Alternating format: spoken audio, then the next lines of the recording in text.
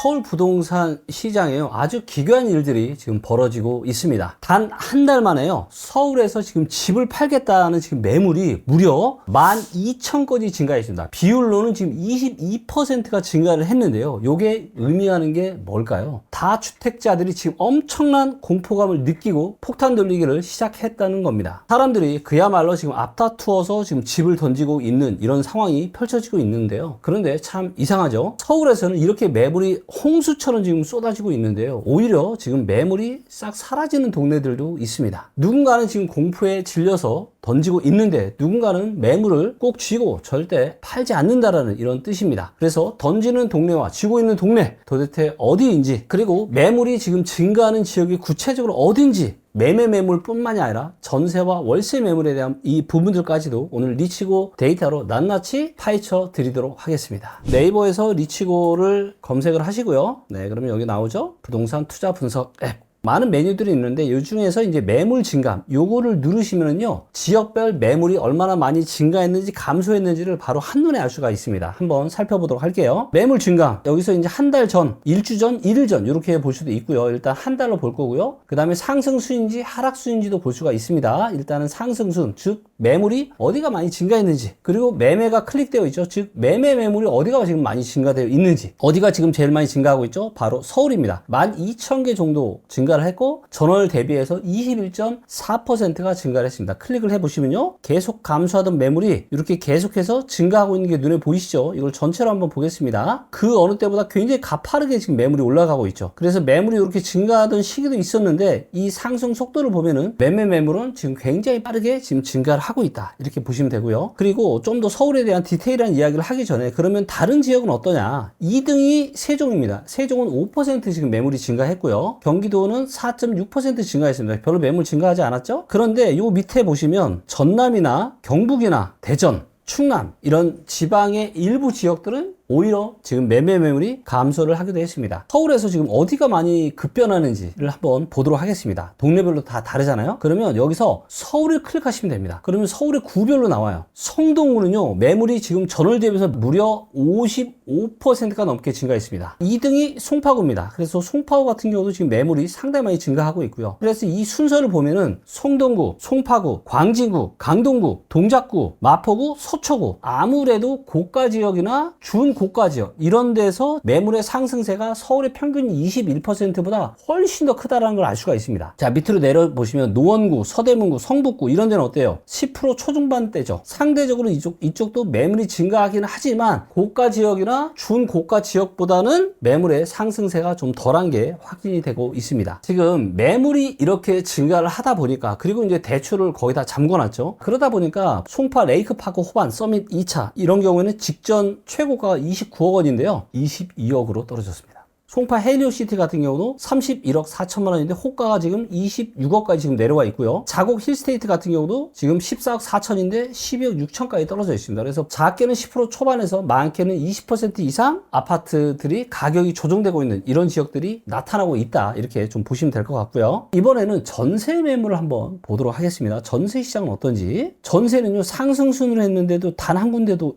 플러스가 없죠. 자, 먼저 서울 평균으로 먼저 좀 보여드릴게요. 여기서 이제 한 달 전을 선택했고요. 전세로 선택했고 전국을 누르면 이제 전국의 지역별로 다 나옵니다. 서울이 지금 매매 매물은 엄청 증가를 많이 했는데 전세 매물은 오히려 지금 빠지고 있죠. 원래대로라면 지금 이 전세 만기가 돌아오면 또 다른 세입자를 받으면서 전세나 월세 매물로 나오게 되어 있는데, 지금 다주택자들은 세입자들을 드릴 수 없죠. 무조건 빨리 던져야 돼요. 중과세 위에 받으려면은. 그러니까 매매로 팔 수밖에 없는 상황인 겁니다. 그러다 보니까 신규로 지금 시장에 임대차 시장이 지금 나오는 매물이 매우 작습니다. 전세만 그러냐? 월세도 같이 볼게요. 월세도 계속 줄고 있죠. 그래서 요걸 전체로 한번 보시면 이 데이터가 만들어진 이후에 지금 한 5년 한 반 정도 되는 기간인데, 월세도 그렇고 전세도 그렇고 매물이 정말로 작죠. 그래서 전세나 월세 공급 자체는 매우 작다. 그리고 아마도 이 추이는 앞으로 계속해서 이렇게 될 가능성이 아주 높을 것 같아요. 전세 월세 매물은 감소하고 매매 매물만 올라가고 있는 이 상황이 예전에도 있었던 적이 있나요? 아, 이런 일은 거의 없었던 것 같아요. 그러니까 매매 매물만 늘어나는데 전월세 매물은 감소한다? 이런 일은 거의 없었던 것 같아요. 왜냐면 이제 지금의 이제 정부의 정책은 그동안은 이제 다주택자 중과를 하겠다 말로만 했지 이거를 실제로 종료하는 거는 없었거든요. 그런데 이번에는 이재명 대통령께서 절대 지금 중과 유예 없다라고 하는 거잖아요. 그러니까 이제 사람들이 겁을 먹고 매물로 내놓고 있는 건데 서울의 지금 입주 물량은 역사적으로 가장 작은 상황이거든요. 그리고 지금의 이제 매물로 던지는 것들이 이걸 임대차 시장에 내놓을 수 없는 물건이다 보니까 그래서 아주 이례적으로 전월세 시장의 매물은 계속해서 감소하는데 매매 시장의 매물만 급속도로 늘어나고 있는 이런 상황이 펼쳐지고 있다고 보시면 될 것 같습니다. 그러면 지금 서울에 얼마나 지금 상황이 심각한지 한번 서울만 보도록 하겠습니다. 전세 매물이 제일 적게 줄어드는데도 거기가 동작구인데 여기도 2.5%예요. 그러면 전세 매물이 많이 감소하는 데는 어디냐? 중구 같은 경우는 지금 한 달 전에 대비해서 32%가 감소했고요. 성동구 같은 경우도 전세 매물이 전월 대비해서 31.7%가 감소했습니다. 중구, 성동구, 관악구, 성북구, 강북구 이런 지역들은요 지금 전세가 무려 한 달 전 대비해서도 거의 20% 중후반대 30%가 넘는 매물이 지금 없어졌어요. 수요가 꾸준히 있을 거기 때문에 전세가는 아마도 계속해서 어느 정도 가격을 형성할 가능성이 높다 이렇게 보고 있습니다. 그래서 여러분들이 지금 명확하게 아셔야 되는 건 뭐냐면요, 지금 다주택자의 규제를 갈수록 지금 강화하고 있고 이런 부분들이 지금 서울 부동산 시장에 엄청난 지금 변화를 일으키고 있다 이렇게 보시면 될 것 같습니다. 그러면 시장의 3대 핵심 기류가 뭔지에 대해서 말씀을 드리도록 할 텐데요. 먼저 첫 번째는 규제 본격화입니다. 정부에서 다주택자에 대한 어떤 전방위적인 지금 세제 압박을 엄청나게 지금 가하고 있는 거죠. 다 총동원 해서 지금 압박을 가하고 있기 때문에 본격적으로 지금 찬바람이 지금 서울 부동산 시장에 쌩쌩 지금 불고 있다 이렇게 보시면 될 것 같고요. 두 번째는 지금 가격 조정입니다. 그래서 다주택자 입장에서 빨리 지금 매물을 던져서 팔 수밖에 없는 입장이다 보니까 가격을 싸게 해서라도 지금 팔려고 하는 거고 이런 부분들이 가격 조정으로 이어지면서 서울의 주요 대단지의 중심으로 두 자릿수 하락이 속출하고 있습니다. 자, 그리고 이제 세 번째가 뭐예요? 선제적인 매도, 미리 매도를 하는 거죠. 이런저런 규제, 뭐 아직 100% 확정은 아니지만 뭐 거주하지 않는 집의 보유세를 뭐 많이 올리겠다 뭐 이런 무서운 얘기들이 나오고 있다 보니까 이런 규제에 대한 어떤 리스크를 회피하기 위해서 이제 선제적으로 매물을 지금 빨리 던지는 이런 분위기가 나오고 있다라고 보시면 될 것 같습니다. 도대체 정부의 이런 부동산 규제 강화 로드맵이 어떻게 되는지 이 부분에 대해서도 말씀 좀 드릴 텐데요. 양도세 중과세 유예 마감이 5월 9일입니다. 유예 종료 시점이고요. 그래서 반드시 체크하셔야 될 포인트는 뭐냐? 이날까지요. 매매 계약 체결 및 계약금 지급을 완료하셔야 됩니다. 이거 무조건 필수예요. 근데 단순 가계약이나 사전 약정은요 계약으로 인정이 안 됩니다. 이 부분 참고하세요. 보통 우리가 부동산 거래할 때 가계약금 이렇게 먼저 보내잖아요. 근데 가계약금을 5월 9일날 보내서는 이거는 인정하지 않는다라는 겁니다. 그리고 종료 이후에 다주택자 양도세가 최고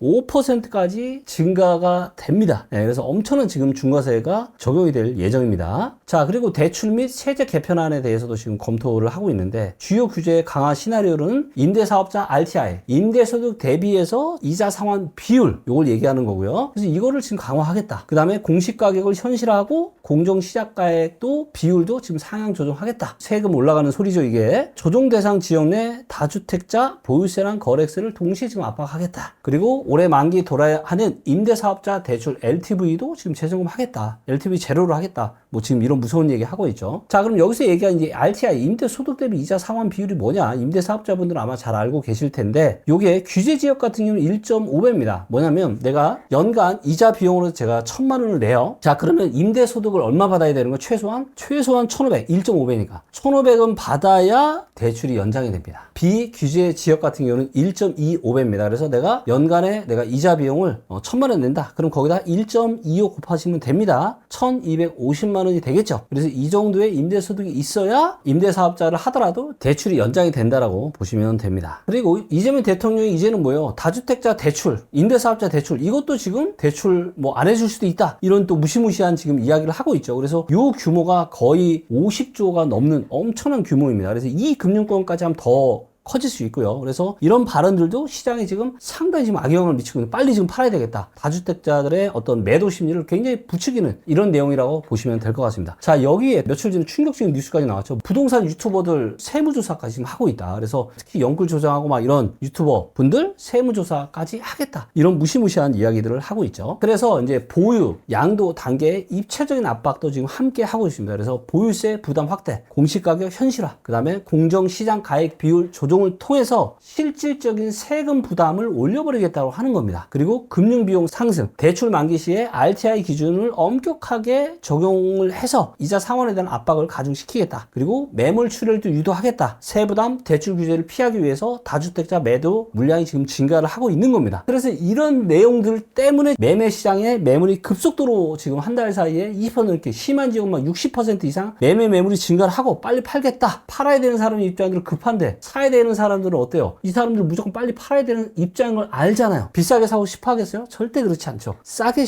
사고 싶어 하겠죠. 그러다 보니까 최고가 대비해서 20% 이상 떨어진 이런 가격에도 지금 거래가 되고 있는 이런 일들이 벌어지고 있다라는 겁니다. 아마 이 영상을 보고 계신 분들은 이런 생각이 들 수도 있습니다. 그러면 이제 드디어 집값이 잡히고 그러면 서울 부동산 대세 하락하는 거 아니냐 이렇게 아마 생각을 좀 하실 수도 있으실 것 같은데요. 저의 개인적인 향후 전망에 대한 부분을 말씀을 좀 드리면 저는 일단 단기적으로는 서울이나 경기 핵심 지역 등의 어떤 조정 지역들은 조정이 불가피하다. 조정이 좀 될 것 같아요. 가격이. 하지만 저는 최근 몇 년 동안 이 서울의 부동산 시장이 이렇게 사실 말도 못할 정도로 뭐 강남의 아파트 한 채가 84 타입이 50억, 60억씩 한다라는 게 사실 이게 말이 안 되는 거거든요. 근데 왜 이런 일들이 벌어졌냐? 왜 이렇게까지 고평가가 되었냐? 거기에 가장 중요한 포인트가 뭐냐? 바로 주식시장이라고 생각을 합니다. 그래서 미국 주식시장도 몇 년 동안 이 AI 반도체 버블로 인해서 계속해서 올랐고 한국 주식시장 같은 경우는 특히 지난 한 7, 8개월 동안 사상 유례를 찾아볼 수 없을 정도로 너무나도 뜨거운 상승을 했잖아요. 주식으로 돈 번 사람들이 많으니까 그런